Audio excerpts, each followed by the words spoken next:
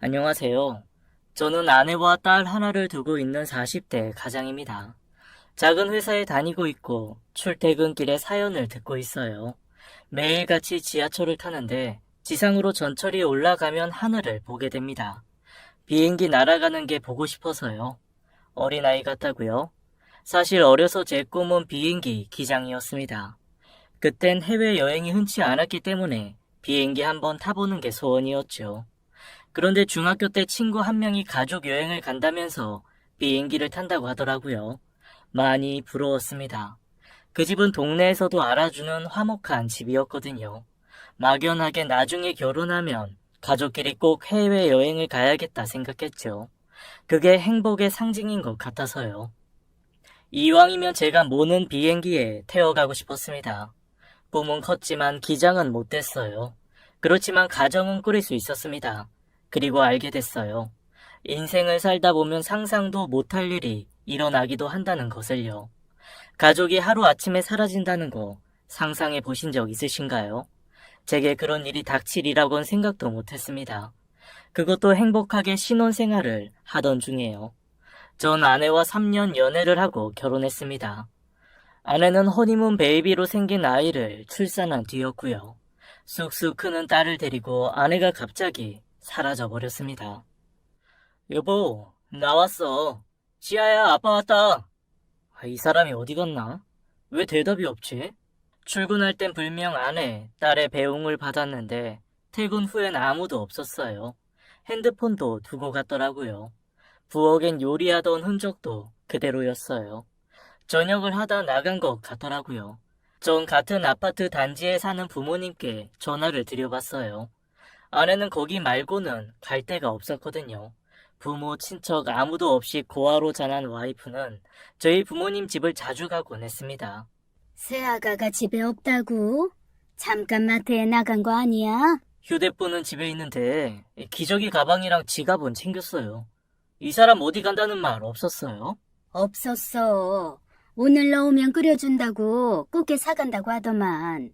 저녁 시간에 어딜 나가는 애가 아닌데 이상하긴 하구나.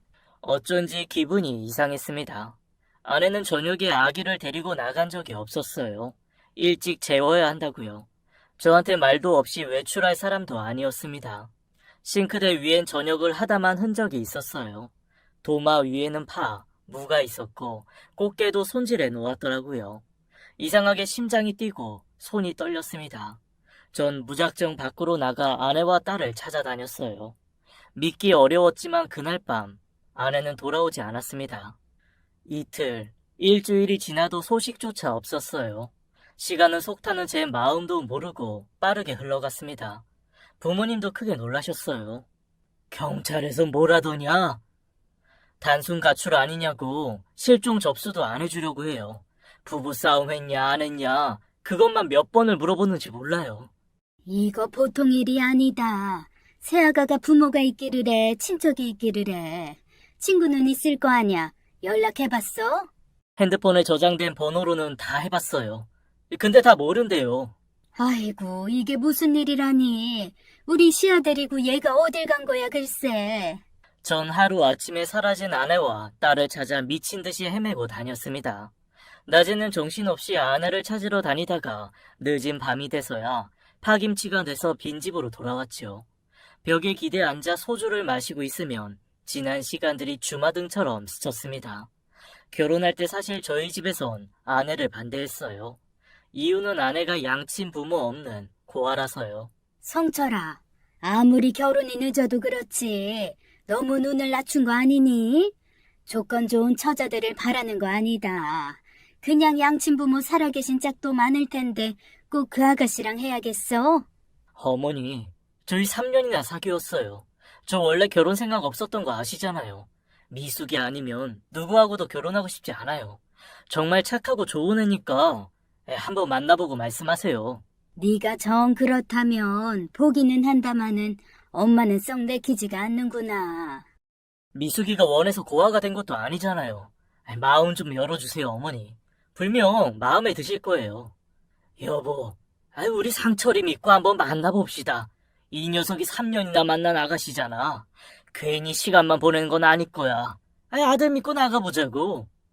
에휴, 장인 장모도 없는 자리를 왜 하필 골라서는 너 나중에 후회할지도 몰라. 뭘 그런 걸 따져요, 어머니. 그리고 제가 후회를 왜 해요? 미숙이 아니면 저 총각 귀신 될지도 모른다니까요. 엄마 앞에서 별말을 다 한다. 그 뒤로 어머니는 만남을 내켜하지 않으셨지만 그래도 어렵게 미숙이를 인사시킬 수 있었어요. 부모님은 썩 좋진 않아도 제가 좋아하니 어쩔 수 없이 허락한다는 분위기였죠. 그래도 결혼하고 둘이 잘 사는 모습 보여드리니까 안심하시더라고요. 무엇보다 아내의 심성이 정말 고왔거든요.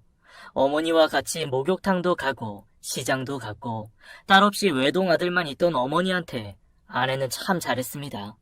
행복하게 사니 아이도 자연스럽게 들어섰고요. 그런데 딸을 낳은 지 1년 만에 이런 날벼락 같은 일이 벌어진 거였습니다. 어디서도 아내와 딸을 찾을 수 없으니 저는 돌아버릴 것 같았어요. 함께 밥을 먹던 식탁, 잠을 자던 침대를 보면 정말 미칠 것 같았습니다. 하루는 어릴 적 친구에게 연락을 했어요. 이 일 저 일 하다 다 말아먹고 결국 흥신소를 차린 친구인데 제 얘기를 듣더니 대범해 이러더라고요. 야, 포기해. 이런 경우 바람나 도망간 경우가 90% 이상이야. 뭐? 야, 너 무슨 말을 그렇게 해? 네가 우리 미숙이를 얼마나 안다고 대번에 바람이 났대. 내가 이런 경우 한두 번 봤냐? 결국엔 남자가 있더라고. 딸도 데리고 갔다면. 야, 친자 확인은 해봤어? 이 자식이? 너 터진 입이라고 아무 말이나 짓거리면 되는 줄 알아? 에휴, 너도 텄다 텄어. 야, 너처럼 아니라고 길길이 날뛰던 인간들 나중에 다 고개 푹 숙이고 꺼이꺼이 울더라. 너도 와이프 100% 믿고 있냐? 뒤통수 세게 맞으려고? 이 자식이? 야, 내가 너한테 다시는 연락하나 봐라. 다시는 너 볼 일 없을 거다. 알겠냐? 야, 난 널 생각해서. 너 그 입 안 다물어, 이 자식아? 너 지금 나 쳤냐? 이게 진짜 미쳤나? 저도 모르게 주먹이 나가더라고요. 생전 폭력을 모르는 전데 그 순간엔 참을 수가 없었습니다. 그렇게 친구를 한 대 치고 절교해버렸어요. 맹세컨대 절대로 바람은 아니라고 생각했습니다. 제 아내는 결코 그런 사람이 아니었어요. 연애 3년 하고 결혼했는데 그 사이 저한테 거짓말 한 번 안 한 사람입니다. 시아 엄마, 제 와이프는 정말 긁어도 부스럼 하나 안 나올 그런 사람이었어요. 하늘에서 내려온 선녀라고 해도 믿을 만큼 배려심 많고 착한 사람이라 선택한 배우자였습니다. 전 꼬박 1년 동안 전국을 돌아다니며 아내를 찾았죠. 그러나 아내와 딸의 흔적은 어디에도 없었어요. 부모님은 한탄하셨죠. 손녀 딸인 시아의 사진을 보며 눈물바람을 하셨습니다. 인서가, 그러게 내가 다른 여자 찾아보랬잖아. 시아 어미가 가족이나 친척이 있었으면 이렇게 찾는 게 힘들었겠니? 세상 어디에도 끈이 없는 고아니까 찾는 것도 몇 배는 더 어렵잖아. 그런 말씀을 지금 왜 하세요? 눈에 넣어도 안 아플 우리 시아가 보고 싶어 죽겠다. 너도 속이 말이 아니겠지만 아버지랑 나도 속이 타다 못해 시커매졌어. 집 나가려면 혼자 나갈 것이지 시아까지 데려가서는 이렇게 감감무소식일 수 있는 거니? 애가 착해서 예쁘게 봤는데 이젠 아니다. 이런 불효가 어디 있어. 내 아들 이렇게 마음고생 시키는 게 어디 있냐고. 역시 고아랑 결혼시키는 게 아니었다. 엄마 말 왜 안 들었어, 이 녀석아. 그만하시라고요, 어머니. 이 녀석아. 네 어머니도 답답해서 하는 소리 아니야? 저 이만 가볼게요. 새아가랑 씨앗 소식 없으면 너도 이제 오지 마. 아니 여보, 당신은 또 성철이한테 왜 그래요? 속상하잖아. 이 며느리 잘못 들어서 이게 무슨 난리야? 저 녀석도 꼴 보기 싫어. 네, 이제 안 올게요. 아버지 말씀대로 코빼기도 안 비칠게요. 성철아, 너까지 왜 그래? 아버지가 답답해서 하시는 소리잖아. 저도 점점 지쳐갔습니다. 그날도 어김없이 포장마차에서 술을 마시고 텅 빈 집에 들어갔어요. 사진 속에서 딸을 안고 환하게 웃고 있는 아내가 미워서 견딜 수가 없었죠. 전 홧김에 액자를 던져버렸어요. 벽에 부딪혀 깨진 액자는 산산조각 났습니다. 그러다 쪽지 하나를 발견하게 됐어요. 사진 뒤에 껴 있었던 것 같았죠. 쪽지에는 주소가 적혀 있었습니다. 아내의 글씨체였어요. 갑자기 술이 확 깨더라고요. 뭔가 단서가 되겠다 싶었습니다.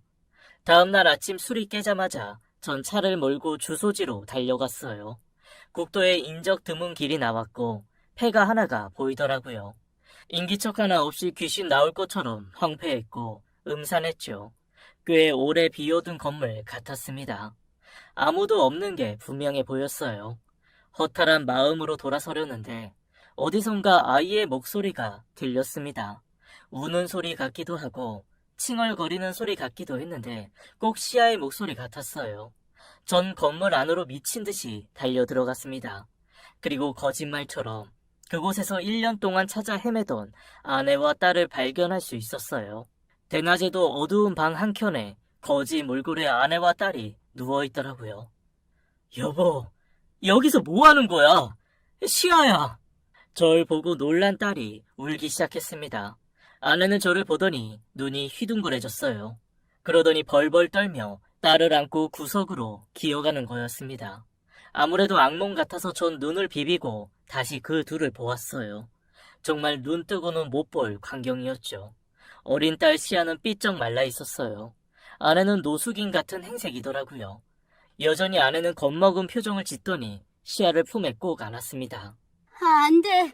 시아는 안 돼. 뭐가 안 된다는 거야? 정미숙, 너 나 몰라? 나 당신 남편이야. 두 눈 똑바로 뜨고 봐봐. 나 누구야? 어? 남편? 시아 아빠? 도대체 여기서 뭐 하고 있었던 거야? 당신 꼴을 좀 봐. 시아는 어떻고? 전 아내의 어깨를 막 흔들었습니다. 믿고 싶지 않은 현실이었습니다. 아내는 노숙자보다 더한 몰골로 그곳에 있었죠. 엄마 품에서 울던 시아는 지쳤는지 힘없이 잠들더라고요. 둘 다 제대로 못 먹고 지낸 티가 확 났습니다. 전 목이 메었어요. 집에 가자. 미수가, 얼른 일어나. 아니야. 안 돼. 가면 큰일 나. 시아랑 나 집에 가면 안 돼. 왜 안 된다는 거야? 멀쩡한 집 놔두고 왜 이런 데서 고생을 하고 있어? 도대체 이유가 뭐야? 나한테 말 한마디 없이 시아랑 도망친 이유가 뭐냐고.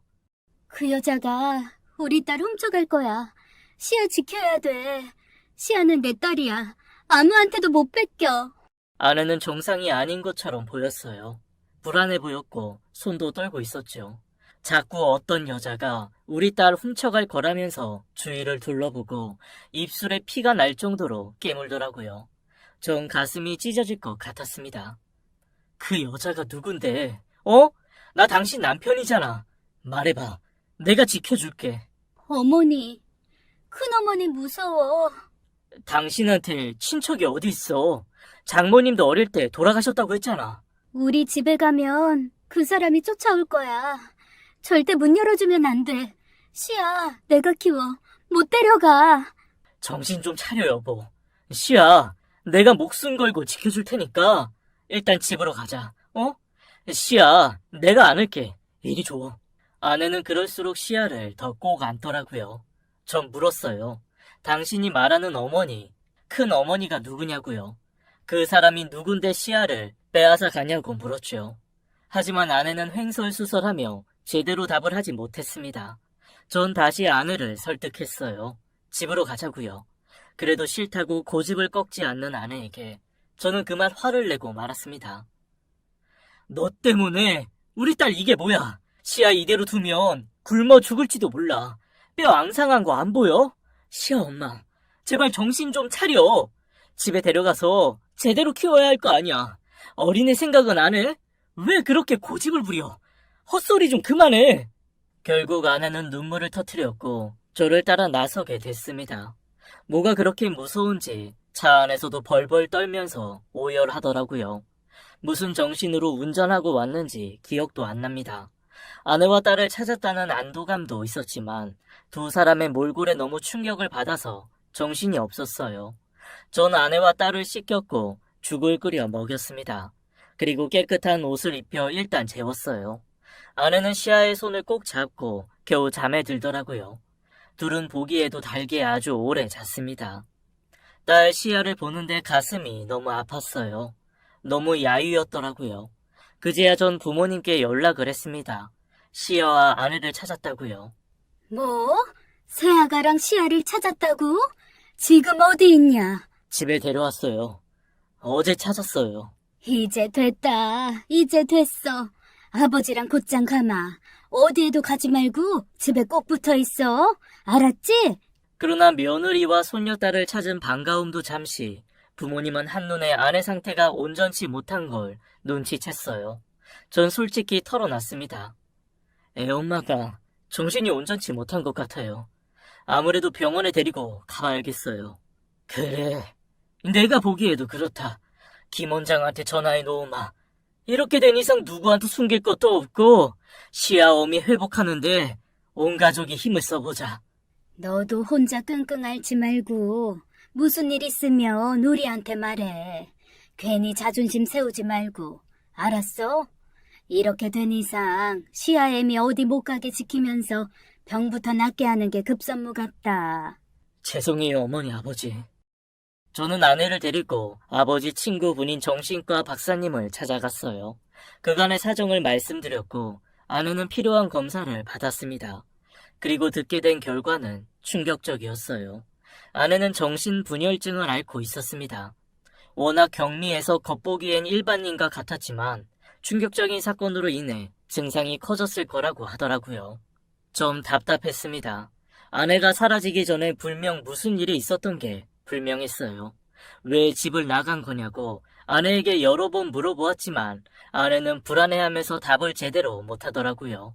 그저 똑같은 말만 반복했어요.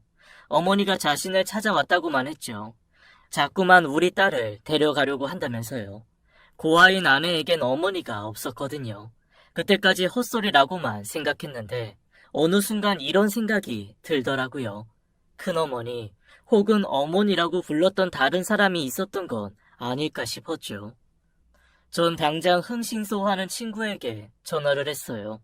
주먹 다짐까지 하고 절교한다고 했지만 부탁할 사람은 걔밖에 없었죠. 야, 이 자식아, 왜 전화를 해? 다시는 연락하지 말라고 할 땐 언제고?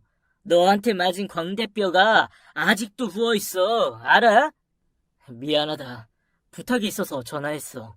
사실 우리 와이프 돌아왔거든. 뭐 좀 알아봐줬으면 해서. 돌아왔냐? 어디서 뭐하고 살았는지 궁금해서 그래? 그런 와이프를 다시 데리고 사는구나. 대단하다 너도. 너 틀렸어. 바라는 확실히 아니야. 알아봐 달라는 건 그게 아니라 아내가 어렸을 때 일을 좀 알아봐 줄래? 아내가 정신적으로 좀 아픈데 이상한 부분이 있어서 그래. 이 사람 부모님 안 계시거든. 그런데 자꾸만 어머니 얘기를 꺼내면서 우리 시아를 데려간다고 한다잖아. 내 생각에 돌아가신 어머니 얘기는 아닌 것 같아. 또 다른 누군가가 분명 있어. 친어머니가 아닌 사람을 어머니로 부른다는 거야? 큰 어머니라고 하기도 하고 집 나가기 전에 그 사람이랑 무슨 일이 있었던 게 분명해. 그런데 말을 안 해. 못하는 건지도 모르겠지만 그러니까 네가 알아봐줘. 사례금은 두둑하게 줄게. 자식아 돈 안 받아. 친구 사례에 무슨. 알아보고 전화해줄게. 그래, 부탁 좀 할게. 가능한 빨리. 알았어 임마. 딸 그렇게 보고 싶어 하더니 이제 마음 놓이니? 살 것 같아. 와이프 아픈 것만 나으면 소원이 없겠다. 그래, 다른 일 제껴두고 이것부터 알아볼게. 걱정 말고 기다려. 며칠 후 친구한테 연락이 왔습니다. 그리고 알게 된 내용은 충격적이었어요. 아내가 시아를 데리고 살았던 폐건물은 어릴 적 있었던 고아원이었더라고요.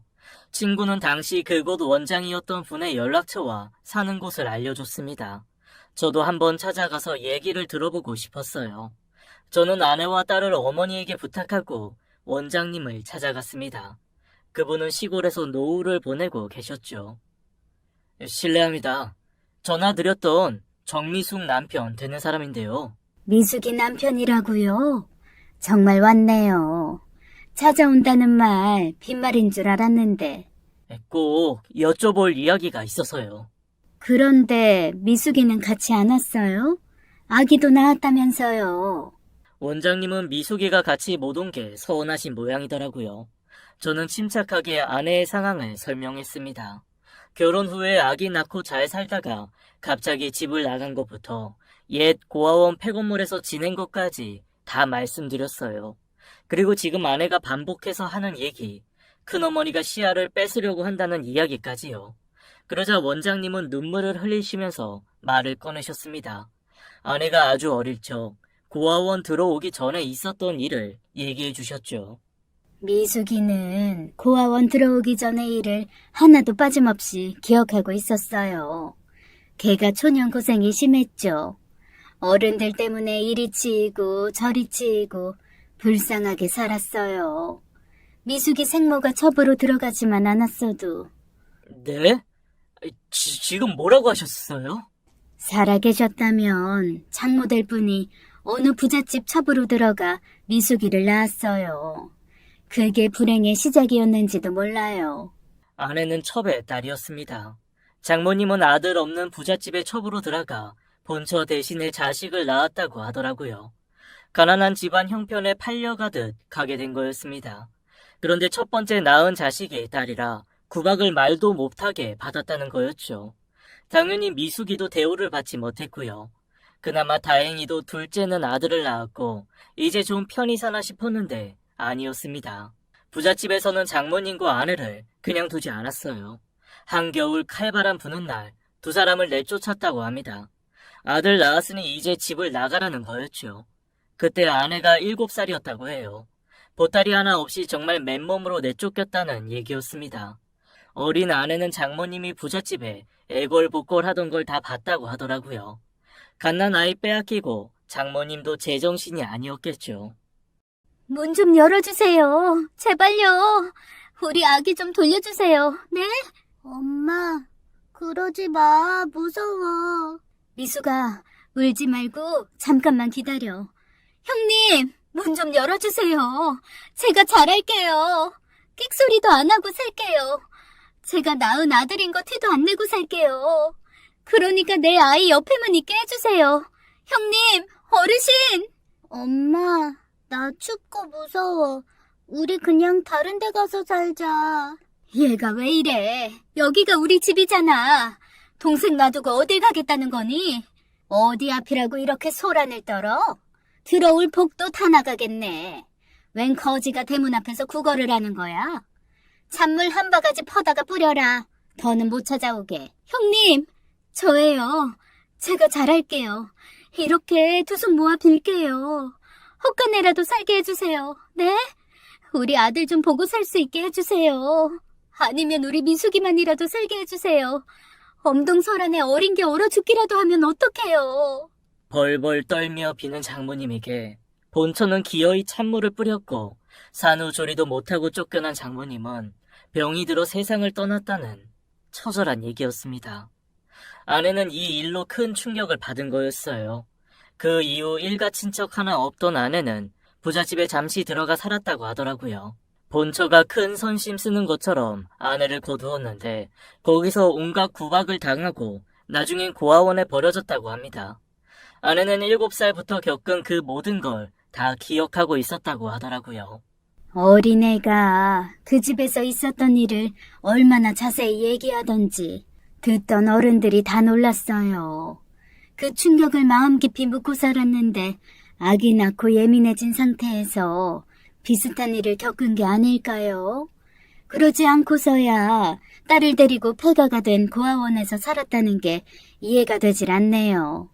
저도 같은 생각입니다. 그런데 통 말을 안 하니 알 수가 있어야죠.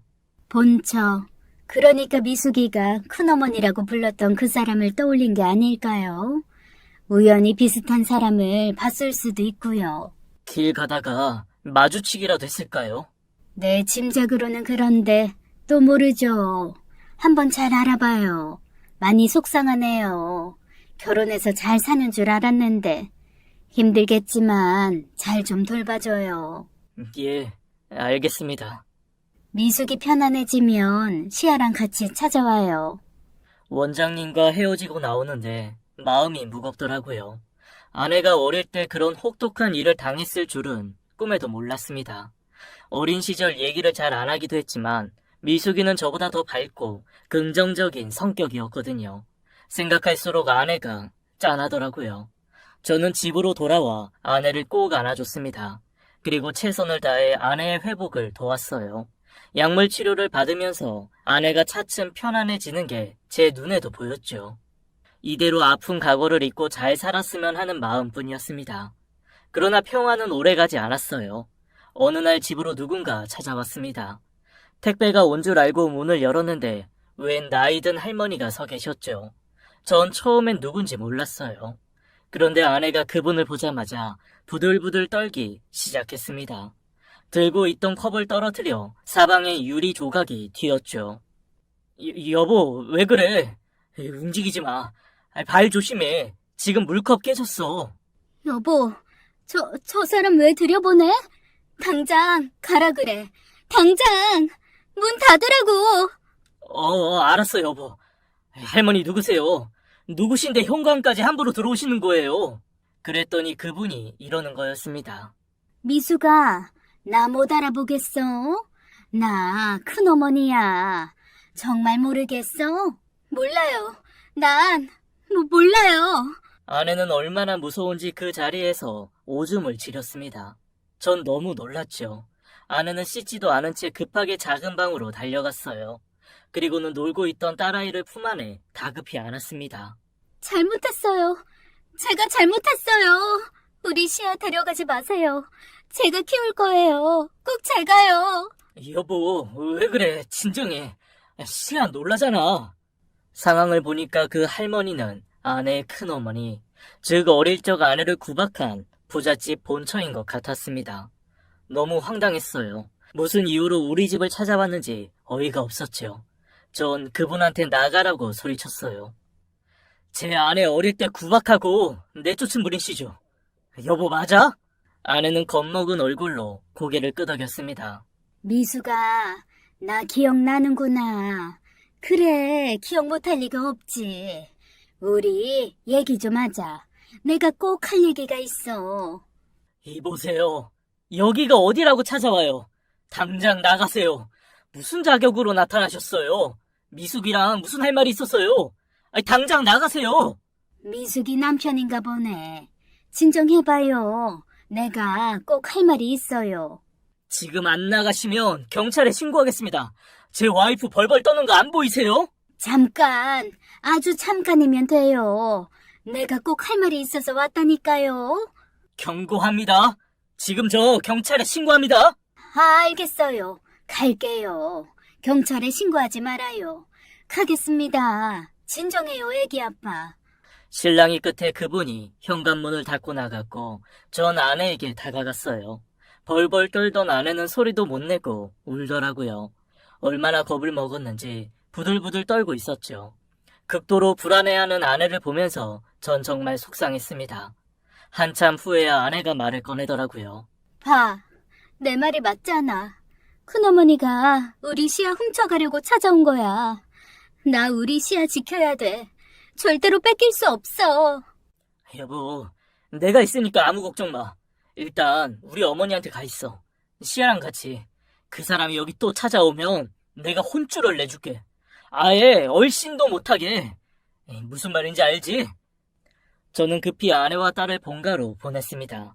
아내가 다시는 큰 어머니라는 그 여자와 마주치지 않도록 조치를 취해야 할 것 같았어요. 아까 한 행동으로 봐선 분명 다시 찾아올 것 같았기 때문에 예감이 좋지 않았습니다. 무슨 일인지는 몰라도 단판을 짓고 싶었어요. 저는 집에 남아서 그분이 또 찾아오길 기다렸습니다. 그리고 제 예상이 맞았어요. 다음 날 밤, 집 앞에서 서성이던 그분과 마주쳤고 저는 다가가 물었습니다. 도대체 왜 또 왔어요? 왜 그렇게 미숙을 괴롭히시는 거예요? 혹시 1년 전에도 미숙이 이렇게 찾아온 겁니까? 그렇게 구박하고 미숙이 가족 다 빼앗더니 이제 와 무슨 볼일이 있다고요? 당최 이유를 모르겠네요. 내가 다 잘못했습니다. 과거 일은 다 사죄할게요. 염치가 없지만 한시가 급합니다. 아들이 지금 죽게 생겼어요. 그래서 찾아왔습니다. 아들이 죽게 생겼다니. 무슨 말씀이세요? 아니, 혹시 미숙이 친동생 말씀하시는 거예요? 맞아요. 그 아이가 신장이식을 받아야 하는데 기증자가 없어요. 미숙이한테 그래서 찾아온 겁니다. 애는 살려야겠어서요. 뭐라고요? 그러니까 우리 와이프 신장이 필요해서 찾아왔다 이 말입니까? 하, 기가 막혀서. 당신 지금 뭐 하는 겁니까? 괴롭히고 쫓아낼 땐 언제고. 뭐요? 안 그래도 힘들게 사는 사람 신장까지 떼어가려고 와요? 부끄럽지도 않아요? 염치 없지도 않냐고요? 내가 오죽하면 찾아왔겠습니까? 우리 아들 좀 살립시다. 미숙이 검사 한 번만 받아보게 하자고요. 네? 어떻게 사람의 탈을 쓰고 이럴 수 있나 싶었어요. 아내의 가족을 다 빼앗고 신장까지 바라는 그분이 사람같이 보이지 않았죠.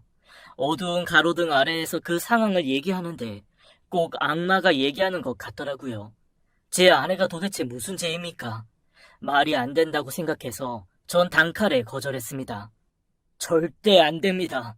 제 아내 지금 건강도 안 좋고 누구 살리자고 뭘 검사할 상황도 아니에요. 다시는 찾아오지 마세요. 당신 아들은 당신이 알아서 하시라고요. 제 아내 한 번만 더 찾아오면 그땐 저도 가만히 있지 않겠습니다. 당신들처럼 잔인하게 복수해 줄 거라고요. 뭘 또 그렇게까지 얘기를 해요. 사람이 죽게 생겼는데 미숙이 한 번만 만나게 해줘요. 네? 지금 그쪽 아들만 중요합니까? 저도 제 아내, 아이 다 중요해요. 애 엄마, 어릴 적 충격으로 지금까지 어렵게 살고 있어요. 간신히 회복했는데 그쪽 때문에 건강이 더 악화될 수 있다고요. 가세요. 그리고 다시는 찾아오지 마세요. 그런 말이라도 전해주구려. 친남동생이 아프다고요. 꿈도 꾸지 마세요. 전 치를 떨며 돌아섰어요. 한참을 쫓아오길래 망신을 톡톡히 줬습니다. 그 이후 아내의 큰어머니라는 분은 다시 찾아오지 않았어요. 전 아내에게 이날 있었던 얘기를 일절하지 않았습니다. 남동생이 아프다는 이야기도 물론 안 했고요. 신장 이식을 못 받아서 그 남동생이 죽는다고 해도 제 알 바 아니었습니다. 전 아내만 지키면 됐으니까요. 이미 상처받을 만큼 받으며 살아온 아내입니다. 더 이상 그 집 일로 상처받는 건 전 원하지 않았어요. 그러던 어느 날 밤 아내가 딸을 재워놓고 절 부르더라고요. 심각한 얼굴로 이렇게 말하는 거였습니다. 여보, 다 날 위해서 그런 거지? 내 동생 아프다는 것도 큰어머니 만났다는 것도 일부러 숨겼잖아. 고맙게 생각해. 진심이야. 그런데 나 오래 고민하고 꺼내는 말인데 동생한테 신장 이식해주고 싶어. 전 제 귀를 의심했어요. 뭐라고? 당신 그거 어떻게 알았어? 또 그 사람이 찾아왔어? 나 없을 때? 아니, 그날 당신이랑 큰어머니 가로등 밑에서 얘기하는 거 우연히 보게 됐어. 그날부터 쭉 고민했어. 내 동생 신장이식 받아야 한다며. 생명이 위독하다고. 나 검사라도 받아보고 싶어. 그리고 되면 신장 주고 싶어. 말도 안 돼. 그게 무슨 소리야? 넌 내가 길길이 날뛰는 걸 보고도 그런 소리가 나와? 절대 찬성할 수 없어. 누구 부탁을 들어준다는 거야? 너 정신이 있어? 아내가 그걸 어떻게 알았는지 경악했어요. 부모님은 같은 아파트에 사십니다. 동도 가까운 편이고요. 아내는 부모님 집에 있다가 딸아이가 잘 때 안고 자는 인형을 가져오려고 부모님 몰래 다시 나왔던 거였죠. 길가에서 큰 소리를 내고 있던 절 발견하고 다가오다가 큰 어머니를 보고는 길거리에 주저앉았다고 했습니다. 거기서 우리가 나눈 대화를 다 듣게 된 거였죠. 그 뒤 저 몰래 오래 고민했던 모양이었어요. 절대 안 된다고. 남동생 얼굴이나 기억해? 생판 남이나 다름없이 커왔는데 신장이식을 당신이 왜 해줘? 그뿐이야? 그 집에서 당신한테 해준 게 뭐가 있어? 한겨울에 내쫓고 장모님도 돌아가시겠잖아. 그래놓고 당신한테 도움을 청해? 그게 사람 탈을 쓴 짐승이지 뭐야. 여보, 내 말 좀 들어봐. 싫어. 당신 꿈도 꾸지 마. 겨우 몸 회복하고 사는데 신장 이식을 어떻게 해준다는 거야. 검사해볼 것도 없어. 그 집에서 당신 몸에 손끝 하나 못 대게 할 거야. 그래도 내 동생이야, 여보. 아주 갓난아기 일 때 헤어졌지만 나 많이 생각하고 살았어. 우리 엄마한테서 나온 자식, 하늘 아래 나랑 걔 이렇게 둘 뿐이야. 내 마음 조금도 이해 못하겠어? 이해 못해. 난 당신이 전부라고. 당신 건강 더 나빠지면 어떡해. 지금도 이렇게 힘들어하면서. 당신 마음 모르는 것도 아니야. 근데 내 솔직한 마음이 그래. 날 학대하고 버린 큰어머니 치가 떨리기 싫어. 그렇지만 지금 아픈 사람은 그 사람이 아니고 내 동생이잖아. 여보, 지금 당장 허락해달라고 얘기 안 할게. 조금만 고민해주면 안 될까? 당신 시야 생각은 안 해? 정신 차려. 당신은 아내이기 전에 엄마라고. 무조건 안 된다고만 하지 마, 여보.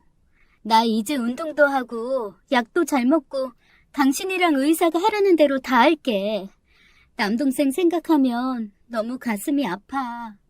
엄마 얼굴도 모르고 컸잖아. 호강하고 살았으면 뭐해. 젊은 나이에 지금 이렇게 아픈데. 나 걔 위해서 뭐라도 하고 싶어. 바보 같은 거 아는데 어쩔 수가 없어, 여보. 바보같이 착한 와이프는 결국 눈물을 보이더라고요. 저도 마음이 좋지 않았습니다. 세상이 원망스러웠어요.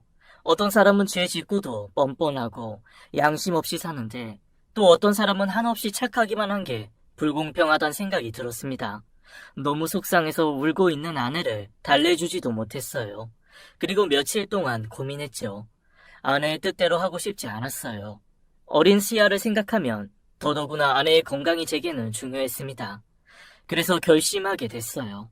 아내의 동생이면 제 처남이기도 하잖아요.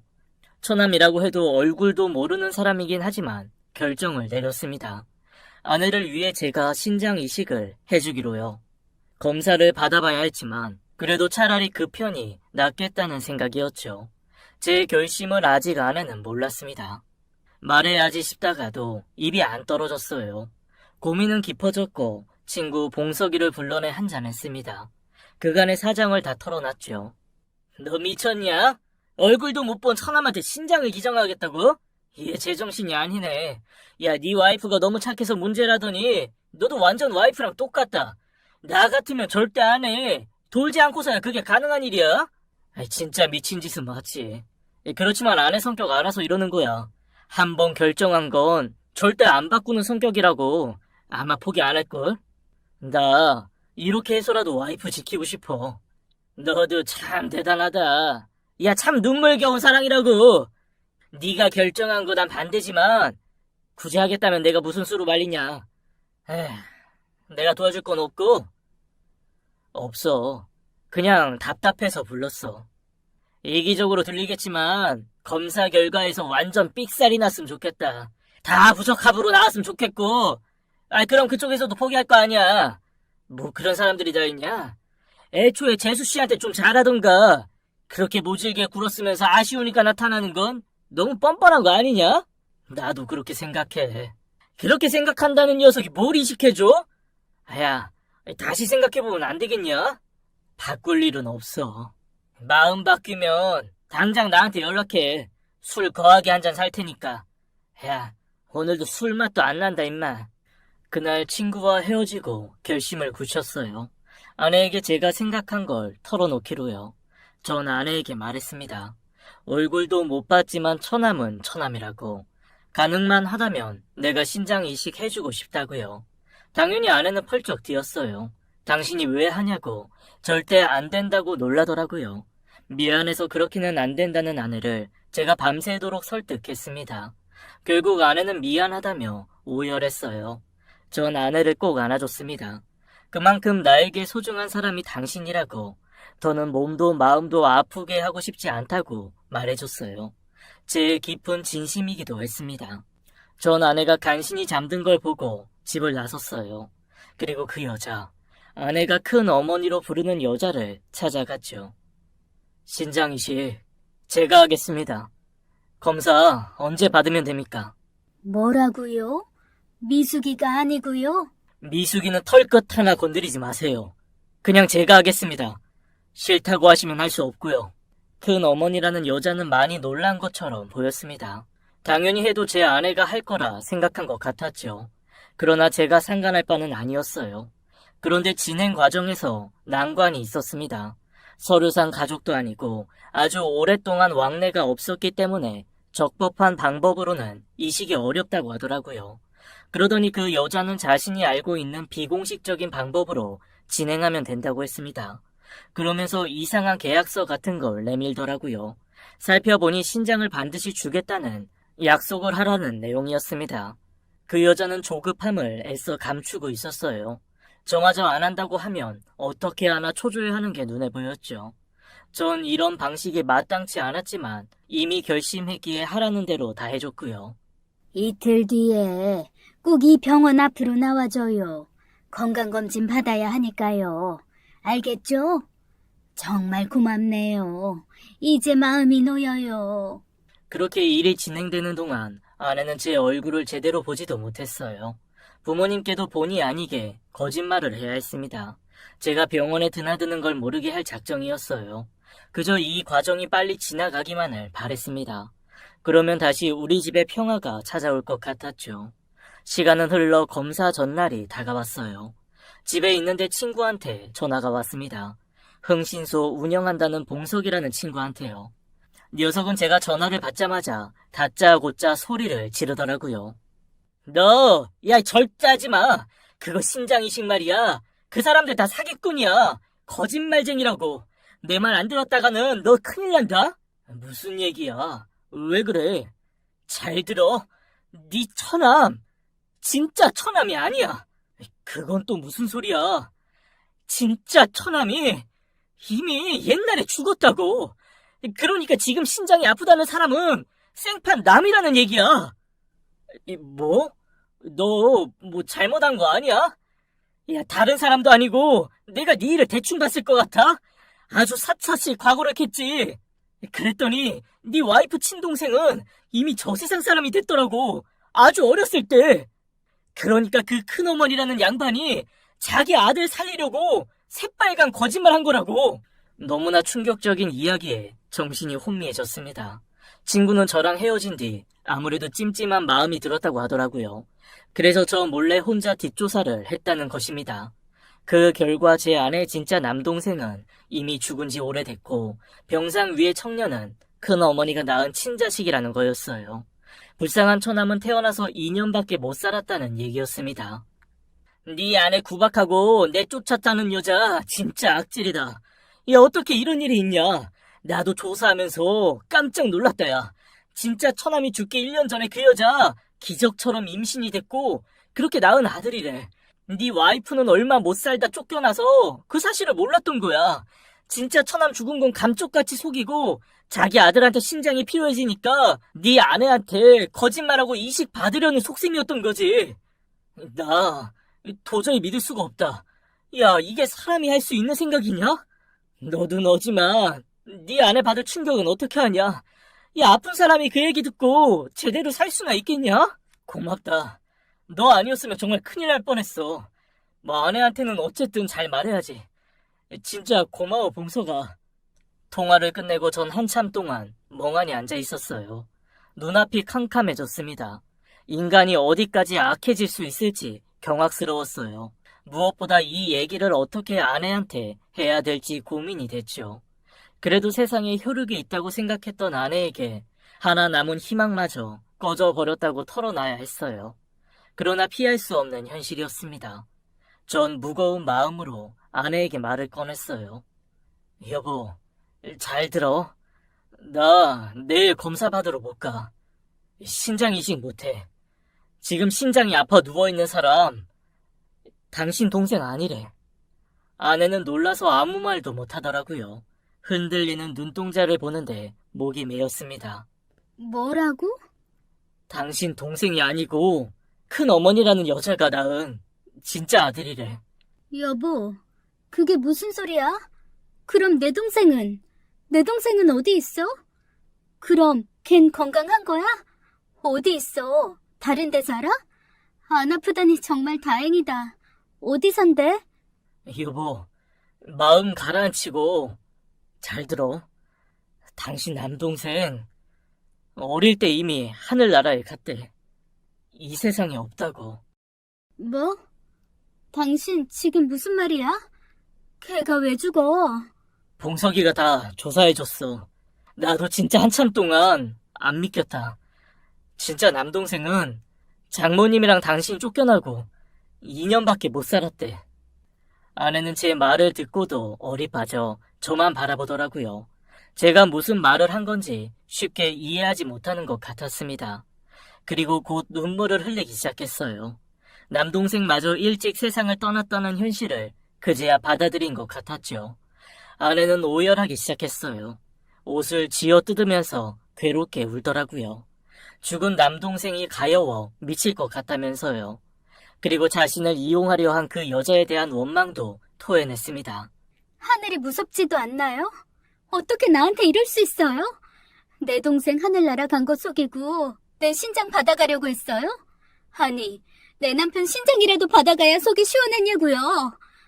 여보 미안해. 정말 미안해. 난 그것도 모르고 아무것도 모르고 바보같이 굴었어. 끝까지 그 여자한테 다 빼앗길 뻔했어. 바보 천치같이. 이렇게라도 알게 된 게 얼마나 다행이야. 진정해 여보. 난 괜찮아. 악을 쓰던 아내는 한참 만에 진정했고 저한테 안겨 이렇게 말했어요. 하늘에서라도 동생과 친엄마가 만난 게 다행이라고요. 낳자마자 아이를 빼앗긴 엄마의 마음을 딸인 씨앗 키우면서 알 것 같다면서 그렇게 눈물을 쏟아냈습니다. 그 여자 절대로 용서 못해. 어떻게든 죗값 치르게 하고 싶어. 우리 경찰에 신고하자. 불법적인 방법으로 신장 이식하려고 했잖아. 그리고 더 이상 우리한테 접근하지 못하게 할 수 있는 일 다 찾아보자. 그래, 나도 같은 생각이야. 우리 근처에는 발도 못 붙이게 아주 혼쭐을 내줘야겠어.